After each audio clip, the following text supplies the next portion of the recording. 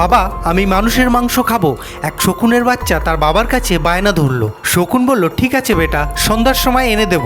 শকুন উড়ে গেল আর আসার সময় মুখে এক টুকরো শূকরের মাংস নিয়ে আসলো। বাচ্চা বলল, বাবা এটা তো শূকরের মাংস, আমি মানুষের মাংস খেতে চাই। বাবা বলল, অপেক্ষা করো বাবা। শকুনটা আবার উড়ে গেল আর আসার সময় এক মরা গরুর মাংস নিয়ে এলো। বাচ্চা বলল, আরে এটা তো গরুর মাংস নিয়ে এসেছো, মানুষের মাংস কোথায়?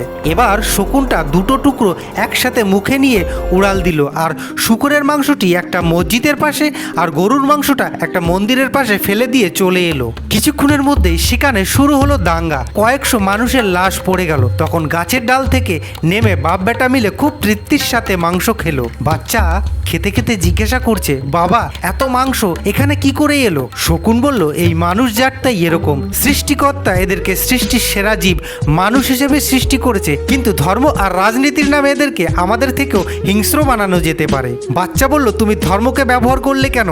কতগুলো নিরীহ লোক মারা গেল, রাজনীতি করলেই পারতে। বাবা হেসে উত্তর দিল, তাতেও নিরীহ লোকগুলো মারা পড়বে।